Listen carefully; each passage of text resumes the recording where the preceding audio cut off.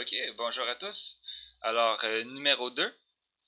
Euh, donc, je prends pour acquis que vous avez lu l'énoncé. Donc, essentiellement, on nous donne, on est dans Rn, on a la base canonique, le son produit scalaire, on a n vecteurs dans Rn. Et dans l'énoncé A, on peut supposer qu'ils sont linéairement indépendants.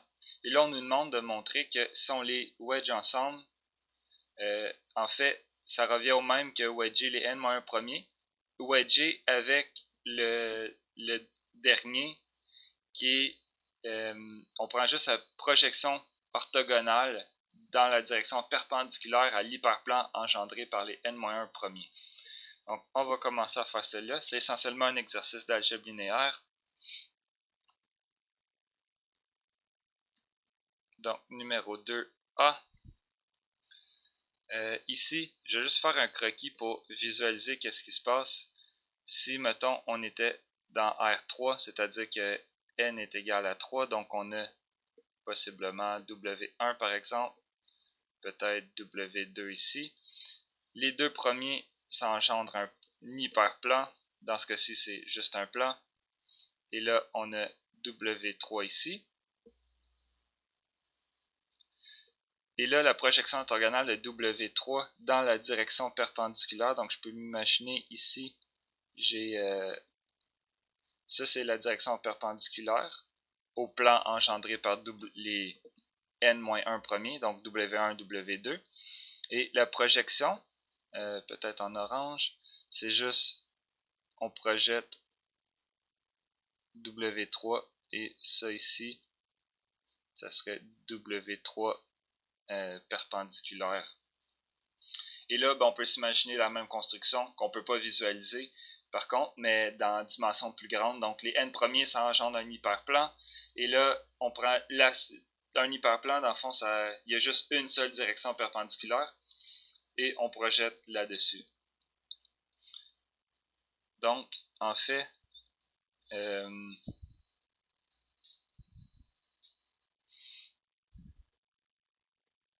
comme les W1 jusqu'à Wn-1, en fait, je vais les appeler des oméga. Oméga 1 jusqu'à oméga n-1 sont linéairement indépendants. Ça, c'est une hypothèse dans la question. On a qu'ils engendrent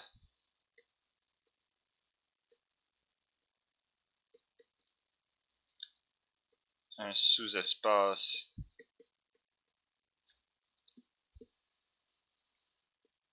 vectoriel, en fait, de dimension n-1.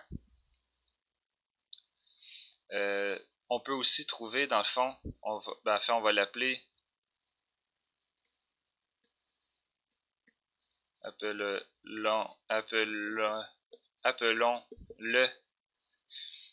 on va l'appeler juste simplement W majuscule. On peut alors construire un espace vectoriel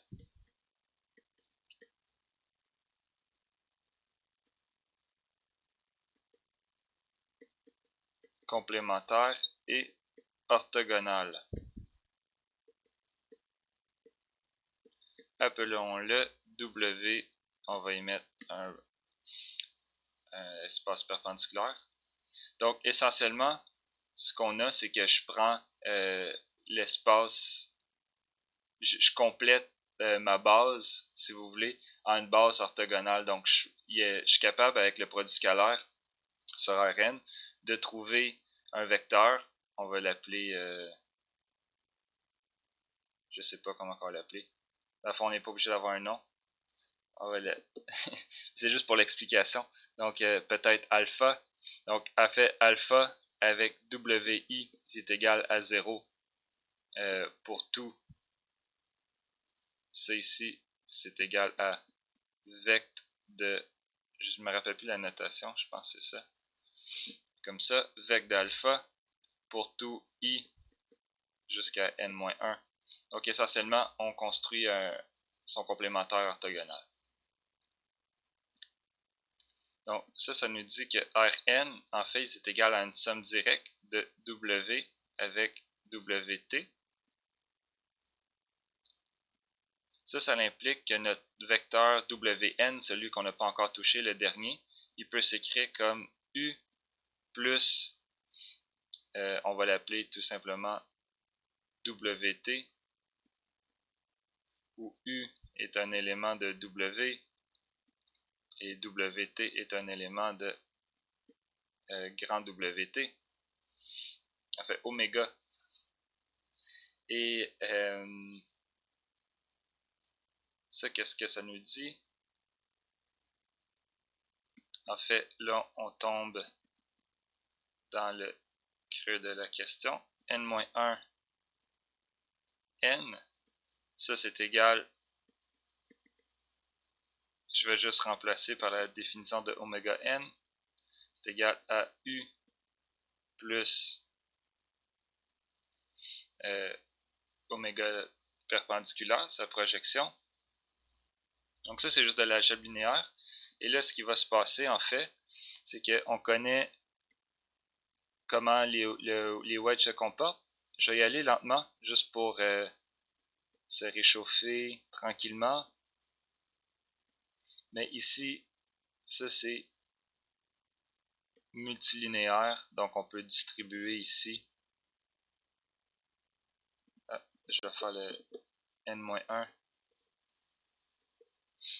Donc ici, ça c'est la définition du produit du wedge. Il faut commencer à être à l'aise avec ça. Et là, qu'est-ce qui se passe? Ben, en fait, tout ce bonhomme-ci, ça c'est 0 car U est linéairement dépendant des WI pour en fond les n premiers, parce que U habite dans l'espace qui est engendré par ce vecteur-là, et on sait que quand on met des produits wedge en des vecteurs, dès qu'il y a une dépendance linéaire, c'est égal à 0. Donc en fait, qu'est-ce qu'on a? Ben, on a le résultat qu'on voulait là. Donc n-1, et ça c'est ce qu'on voulait démontrer. Donc en fait, ce qu'on peut conclure, c'est que la partie de Wn qui est dans le fond linéairement dépendante, qui peut s'exprimer à partir des n-1 premiers vecteurs, elle ne contribue pas dans le produit wedge. Donc c'est essentiellement ça la morale de l'histoire. Donc ça c'était le numéro A, 2A, et c'était rien d'autre qu'un petit jeu d'algèbre linéaire. On va maintenant attaquer le B, qui va nous demander un peu plus de travail comme des résultats. Je vais avoir une proposition à démontrer. On peut aller relire l'énoncé rapidement. Donc, en procédant par induction sur n, montrer que la valeur absolue de la constante C, ça c'est le C ici, dans l'équation 1, correspond au volume de l'hyperparallélépipède engendré par les n vecteurs.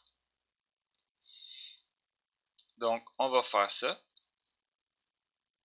Peut-être avant, j'ai un petit rappel à faire sur le volume d'un parallélépipède. On va prendre un parallélogramme qui est un hyperparallélépipède de dimension 2 et ça, il est engendré par exemple par W1, W2. Ici, W1, c'est un hyperplan, si vous voulez, mais de dimension 1, fait qu'on est capable de visualiser facilement. Sa direction opposée, c'est ça. Puis à ce moment-là, la projection de W1 orthogonale, c'est celui-là ici. Donc ça serait W2 perpendiculaire. Et l'air, en fait, le volume de cette parallélogramme-là. Le 2 volumes, si vous voulez. C'est juste ces bases fois hauteur. Donc, ce serait la norme de ce vecteur-là fois la norme de W1, oméga 1. J'essaie de ne pas interchanger. Je vais garder avec oméga. Donc ça, c'est l'air ici. Donc on va avoir besoin de ça pour calculer quand on va faire notre récurrence. Là, on va utiliser ça. Et ça, c'est vrai même si on avait quelque chose en plus grande dimension. Donc, si on a un parallélogramme, je ne sais pas si je vais y arriver en 3 dimensions. Je n'ai pas réfléchi à mon affaire avant. Si on en a 3 vecteurs, ça engendre un... Je sais pas comment ça s'appelle. Un hyper... Ben, fait, juste un parallélopipède, tout simplement. Donc, ça engendre ça. Et la hauteur de ça, en fait, ça va être la base. Vert, je vais le garder, en fait. Ça, c'est... je vais remettre les noms. Fait que W1, W2, W3, oméga 1, oméga 2, oméga 3. Ici, la direction perpendiculaire à l'hyperplan. Dans le fond, oméga 1 et oméga 2, ça engendre un hyperplan. Ça engendre cet hyperplan-là ici. Et si on projette orthogonalement à la direction qui est perpendiculaire, on pourrait avoir quelque chose comme ça pour oméga 3 perpendiculaire. Et le volume de notre parallélopipède, en fait, ça va être l'air, je vais prendre un orange, air de ce qui est en dessous ici, fois la hauteur.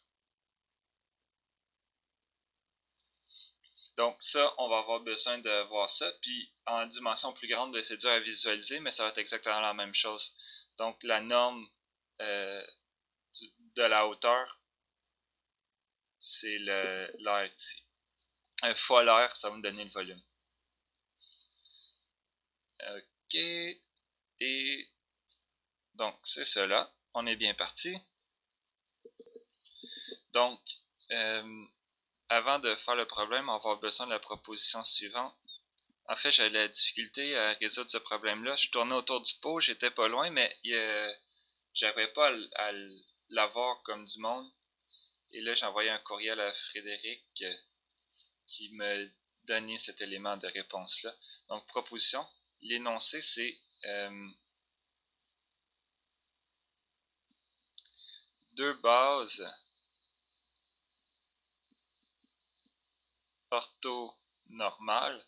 Donc, ortho, ça veut dire perpendiculaire, normal de longueur 1. Deux bases orthonormales engendrent la même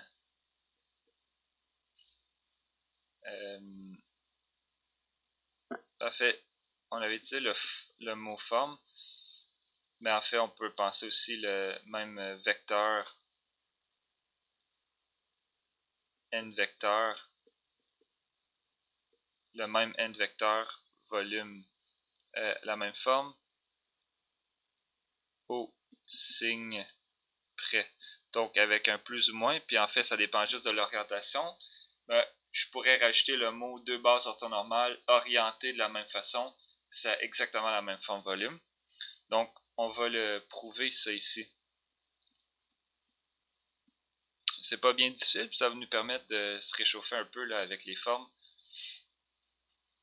Donc, on va prendre une première base E1, E2. Ça va être notre première base. On va avoir une deuxième base E1 tilde, E2 tilde. Et là, on veut montrer que ça donne la même forme au signe près. Donc, autrement dit, il faudrait que, je l'écris ici, à montrer E1 wedge E2 est égal à plus ou moins, ou en fait, ce serait mieux de faire le contraire. Ça, c'est ma nouvelle base, orthonormale, est égale à plus ou moins E1 wedge E2. Donc, ce qu'on peut faire, c'est que E1, c'est une base, donc il va s'écrire par exemple comme lambda 1, E1, lambda 2, E2. Même histoire pour celui-ci. Donc ici, je ne déclare pas tout, j'y vais un peu rapidement, là, mais mes scalaires lambda et mu, c'est des... ça vit dans R.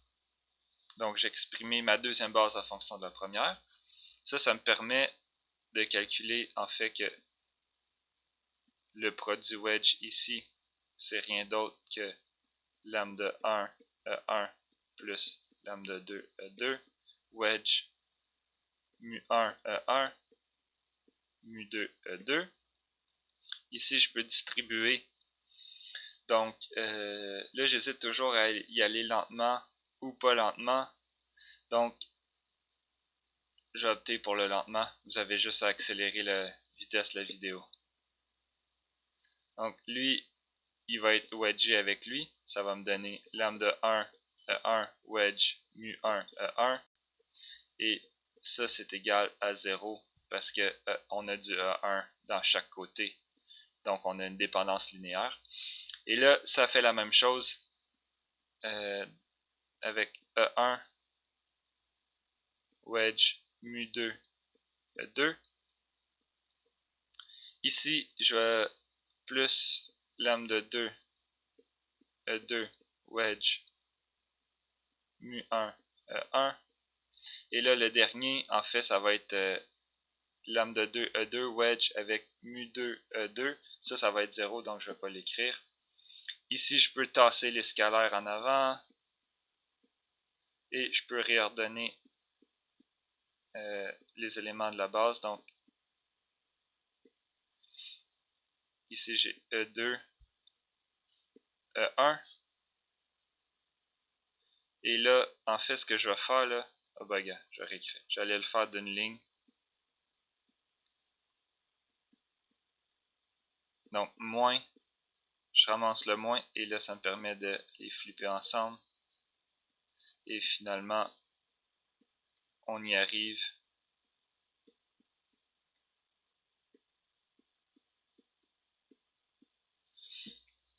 Ok.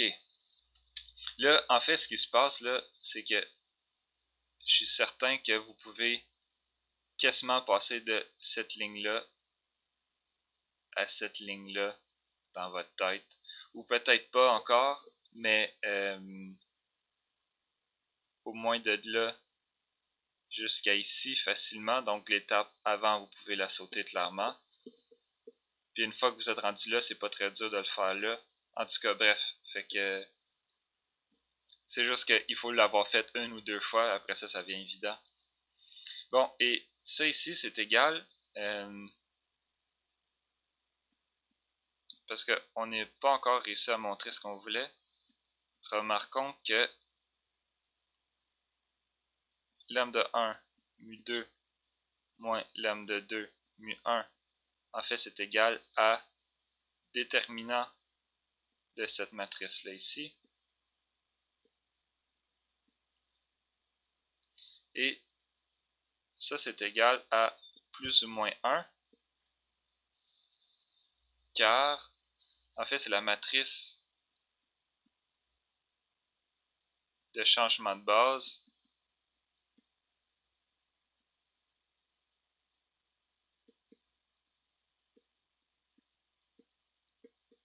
entre deux bases qui sont orthonormales. Entre deux bases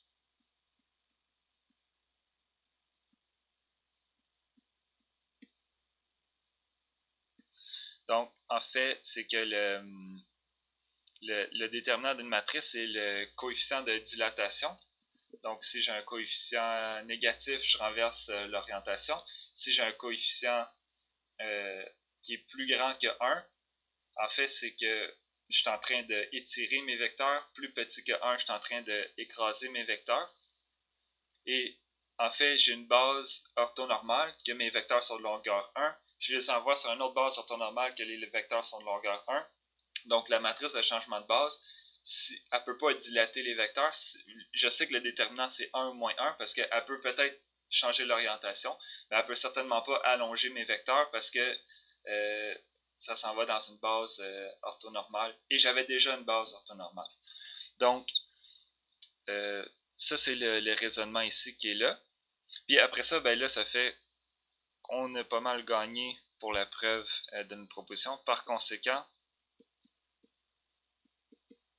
en fait, on a calculé E1 E tilde, E2 E tilde. On avait dit que c'était égal, je vais l'écrire comme ça,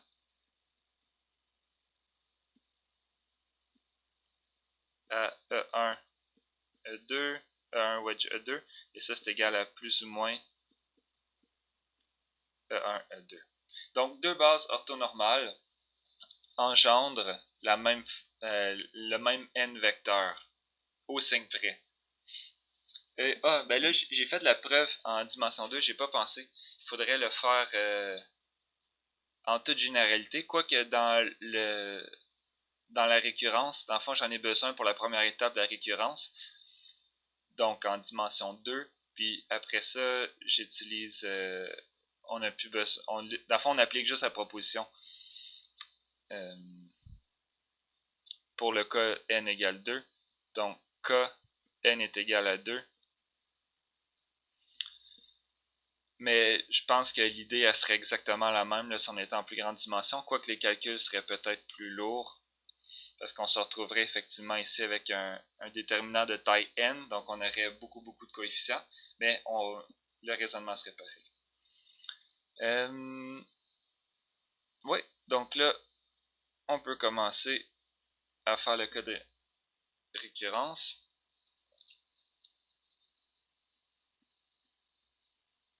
La récurrence commence à 2 parce que de taille 0 ou 1, on n'a pas de...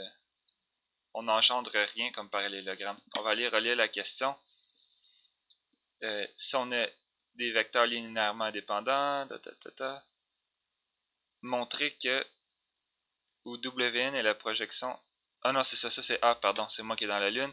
En procédant par induction sur n, montrer que la valeur absolue de la constante c dans l'équation 1 correspond au volume de l'hyperparallélopipède, en fait, engendré par les W1 jusqu'à n. Il n'y a pas 0 vecteur ou 1 vecteur, ça n'engendre pas un parallélopipède. Donc, je commence la récurrence à 2.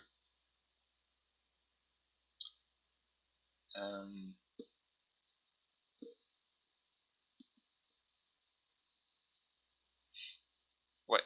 Donc, pour n égale 2,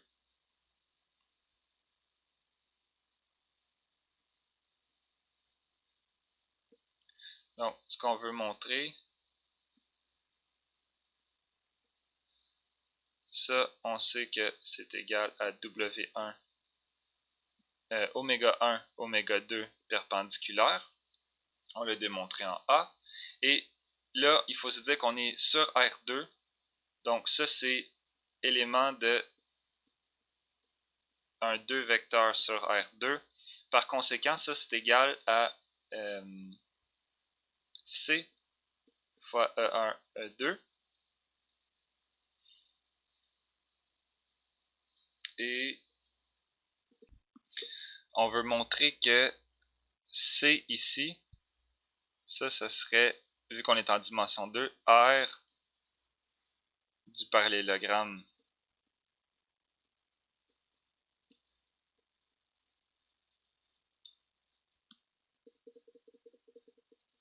Je pense par A, c'est 1R.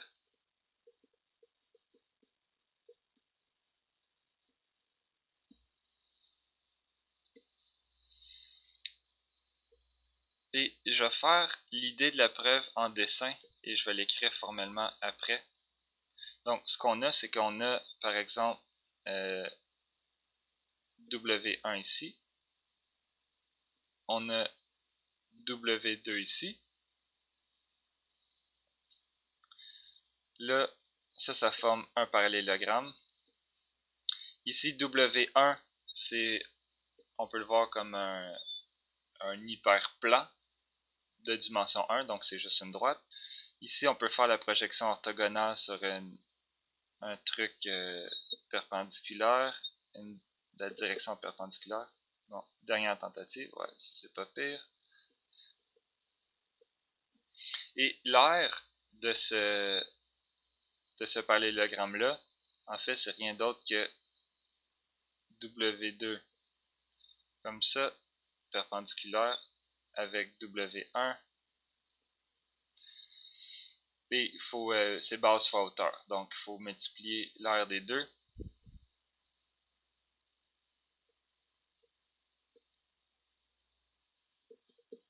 Ce qu'on peut faire, c'est se donner deux vecteurs dans la même direction que W1 et W2 perpendiculaires.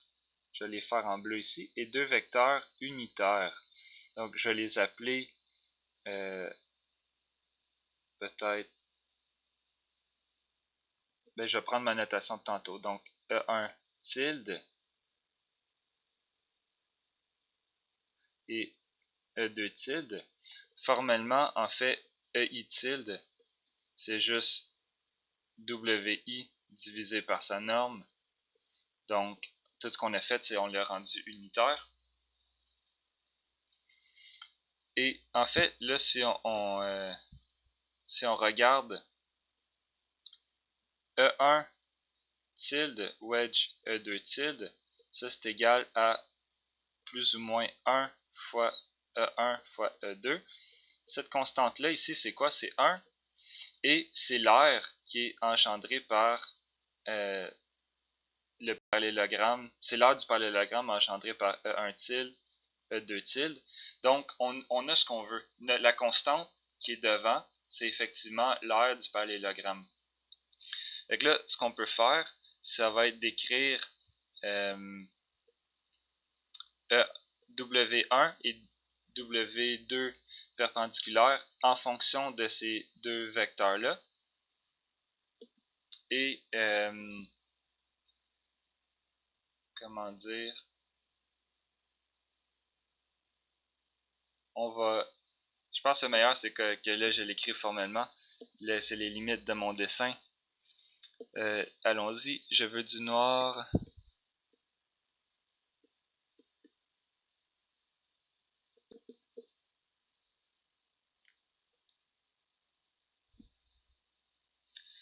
Donc, on revient ici. Pour n égale 2, on a tout ça ici. Soit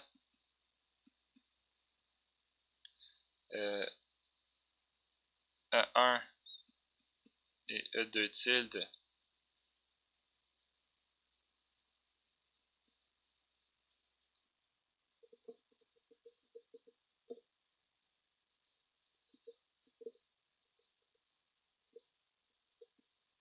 une base orthonormale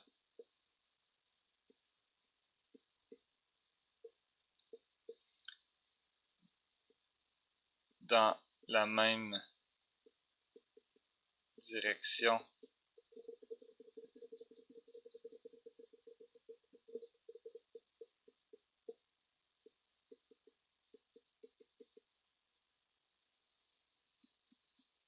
et sens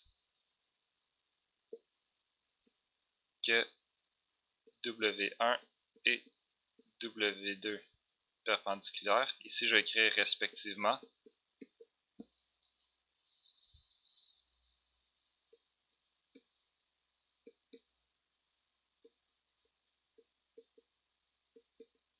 On peut alors écrire W1.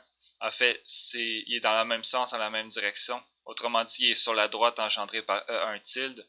Donc, je vais prendre lambda E1 tilde et oméga 2. Hey, je suis vraiment terrible, j'alterne avec les oméga et les W. Je suis désolé. Mu fois oméga 2 est égal à mu fois E2 tilde. Donc, en fait, si on fait un petit calcul maintenant, ça veut dire que oméga 2 perpendiculaire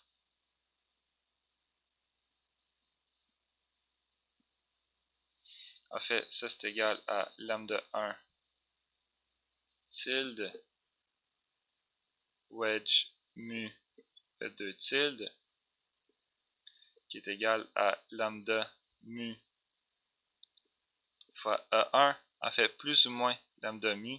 Là j'utilise la proposition aussi. Donc en fait, ben, je pourrais le faire peut-être en deux étapes. Donc j'ai enlevé le plus ou moins E1 E2 tilde.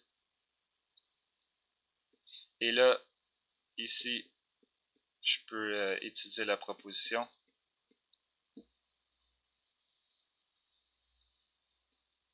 Mais là, ce qu'on remarque, c'est quoi lambda fois mu? C'est peut-être là qu'il faut revenir au dessin. Je vais y aller en rouge parce qu'il n'y en a pas encore. Ça, c'est mu. Et tout ça ici, c'est lambda. Et l'aire de ça, c'est lambda fois mu.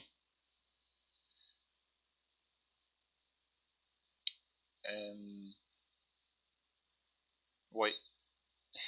J'essaie de voir si je disais quelque chose de bizarre, mais je pense que c'est bien ça. Je suis d'accord avec moi-même. Ben, ça conclut notre récurrence.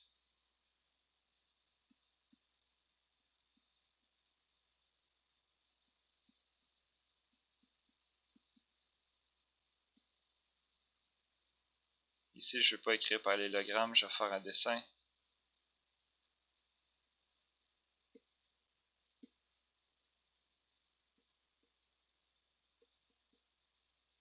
Donc, on a utilisé deux outils.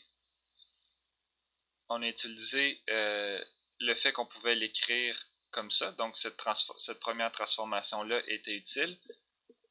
Et la deuxième transformation, c'était la proposition qu'on a, qui nous a permis de réécrire dans la base. Oui, donc ça c'est... Donc,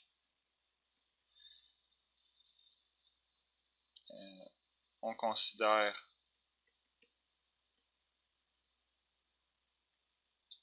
la propriété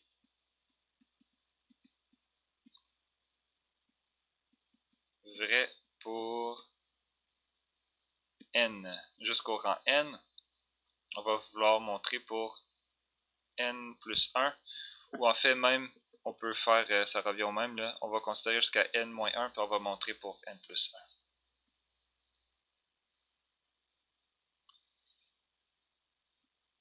Puis, virgule, on a donc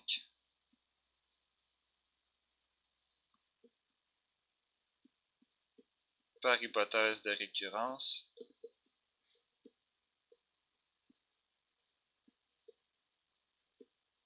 que oméga 1 wedge jusqu'à oméga n-1, c'est égal à C, E1 wedge, là on est dans le cas n-1,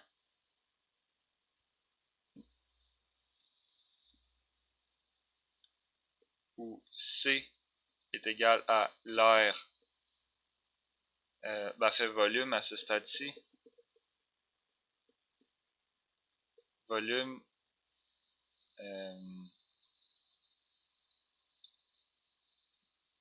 de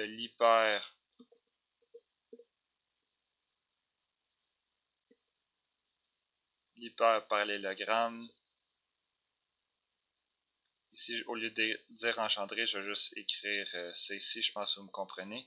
Donc, c'est C ici, c'est le volume de l'hyperparallélogramme, parallélopipède, pardon, engendré par ces n-1 vecteurs-là. Ici, je vais prendre,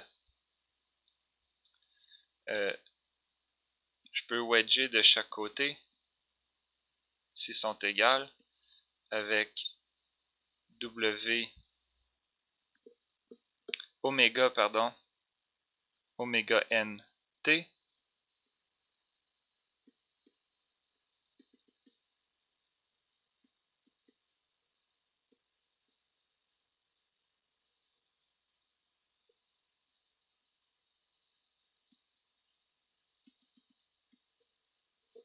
En fait, ici, j'ai pas besoin de réécrire. On va juste travailler sur ce côté-là.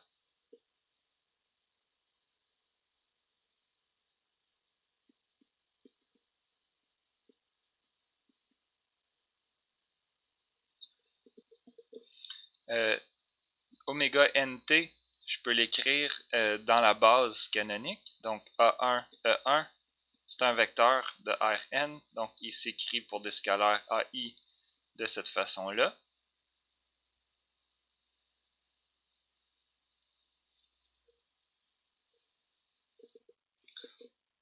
Donc, je vais mettre la vidéo sur pause. Là, ça recommence et je me suis rendu compte que il y a une façon peut-être plus simple de faire.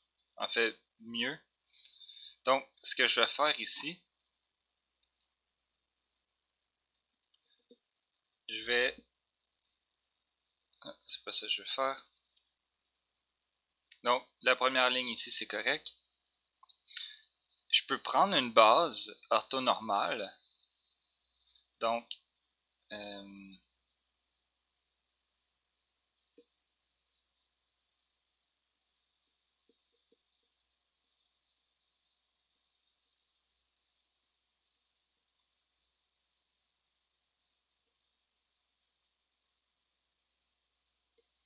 une base orthonormale, en fait, telle que, on sait que ça ici, c'est dans la direction, c'est la projection orthogonale, dans la direction de la dimension, tu as un hyperplan, tu as une direction qui est perpendiculaire, puis là, tu fais la projection orthogonale là-dessus. Donc, c'est un espace de dimension 1. Donc, tu as juste besoin de un élément de la base, puis on pourrait dire, par exemple, H fois EN. Donc, ici, je choisis une base spéciale, telle que ce vecteur-là, il s'exprime comme un scalaire que j'appelle H. En fait, ça va être pour hauteur, parce que ça va être l'hauteur de l'hyperparallélépipède. Ouais, c'est ça. Donc ici, ça c'est égal à H et N tilde. Donc peut-être je pourrais justifier où les EI c'est une base. Et là j'ai changé de base, c'est une base orthonormale, donc ça ne change pas ma forme volume, c'est ce qui me permet de passer de là à là. Finalement j'utilise la proposition pour des dimensions plus grandes. Et ici ça prend un plus ou moins que je dois rajouter pour compenser possiblement de l'orientation. Donc, ça ici, c'est plus ou moins C fois H.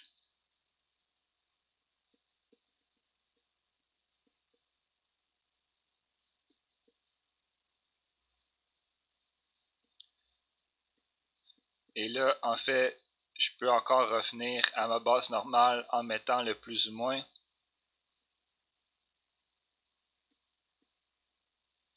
Donc, en fait, ça ici, ça s'en va. Juste le plus ou moins, parce que je repasse encore à ma base.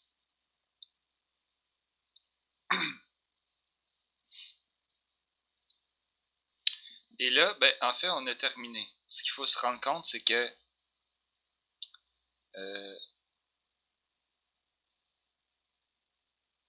remarquons que C, je l'ai déjà écrit, est le volume, je l'écris comme ça, est le volume de la base de l'hyperparallélépipède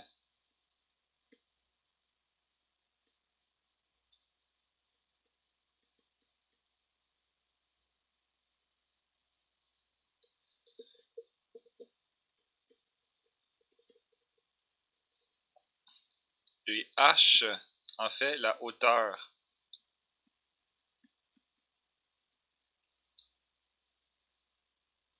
Sa hauteur. Donc, C fois H c'est égal à son volume.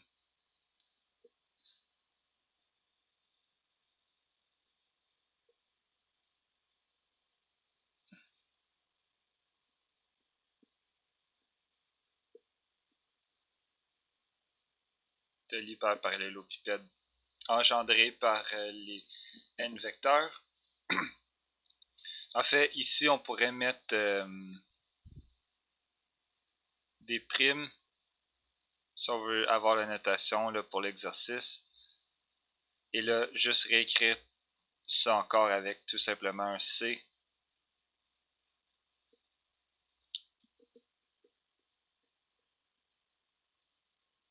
Avec C est égal à C' fois H. Donc, ça conclut l'exercice. Je me demande si vous n'avez pas des questions, si j'ai réussi à être clair. C'est un exercice plus difficile, là, il m'a fait travailler. Il a fallu que je demande un indice à Frédéric. Donc ici, c'est ça, il y a comme des changements, mais tout est légitime. Il y a des changements de base. On passe de base orthonormale à un autre. Puis en fait, on a juste choisi une base orthonormale où on pouvait exprimer notre vecteur ici directement comme un scalaire fois le dernier membre de cette base-là. Et cette base-là, orthonormale, elle existe bien évidemment. Puis ici, ben là, c'est ça, si mon rappel était assez clair, ce qu'on a fait essentiellement, c'est que le scalaire, on avait C fois H, C' fois H.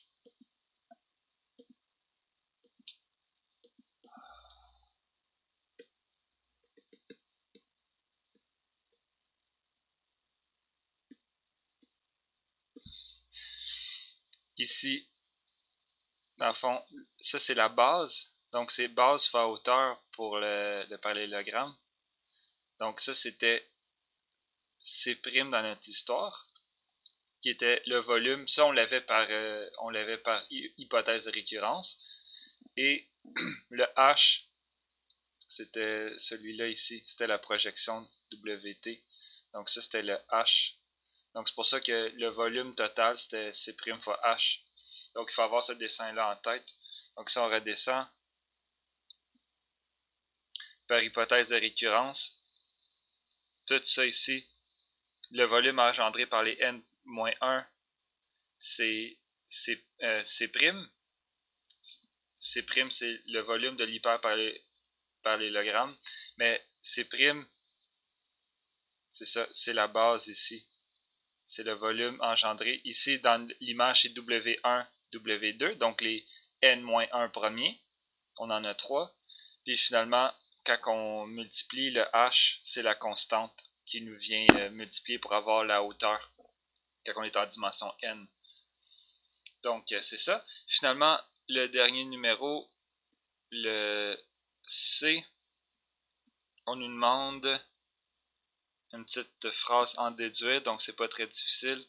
En déduire que la valeur absolue du déterminant de la matrice n par n correspond au volume de l'hyperparallélopipède engendré par les colonnes de A. En fait, ce qu'on a, c'est si vous allez relire dans vos notes, vous avez que ici j'ai trouvé page 41.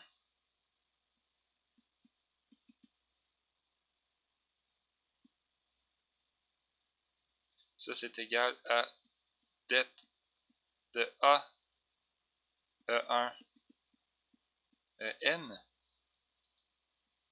où A en fait est égal à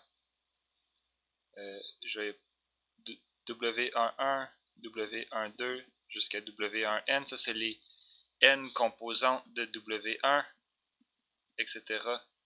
Donc WN1, WN2 jusqu'à WNN.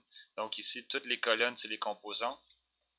Et même si vous allez voir TP7, le dernier exercice, en fait, on fait un calcul explicite de ça en dimension 3. Donc on a fait de la preuve, on prenait des vecteurs A, B, C, wedge. On les avait écrits comme A1, E1, 3 petits points, 3 petits points, plus A3, E3, wedge, j'ai fait la même chose avec B1, E1, là, en dessous de ma webcam, plus wedge, C1, E1, jusqu'à C3, E3. Puis on avait développé ça là, explicitement en faisant A1, E1, wedge. Puis là, on développait tous les produits comme ça. Après ça, après avoir mis tout de l'ordre en mettant les scalaires en avant, en réordonnant les bases, en fait, on se retrouvait avec un gros machin ici, fois E1, wedge E2, wedge E3. Puis ce qu'on avait trouvé là, on avait remarqué que c'était exactement det de A1, A2, A3, etc. avec C1, C2, C3. Donc, si vous voulez vous convaincre de ça, il faut refaire le dernier exercice du TP7. Donc, à partir de ça, ben là, la déduction est immédiate. Donc, si on sait ça, ben, on vient de montrer que W1, oméga 1, pardon, je vais peut-être finir par la voir comme il faut avant la fin de la vidéo, jusqu'à oméga n est égal à CE1 EN est égal à det de A E1 EN. Ça implique que C est égal à det de A. Et ça, c'est le volume de l'hyperparallélopipède. Je vais juste faire un parallélogramme comme ça. Donc, on en déduit que le déterminant, il correspond à ça. Par contre, le C, on avait un plus ou moins, parce qu'on est obligé d'utiliser des changements de base orthonormales. Et on a ramassé un plus ou moins. En fait, ça dépend vraiment de l'orientation. Donc, en fait, si on prend les valeurs absolues, à ce moment-là, on a ce qu'on voulait, là, la valeur absolue du déterminant, c'est le volume. Donc, c'est cela pour cet exercice-là, et on va se revoir dans un prochain exercice. Salut!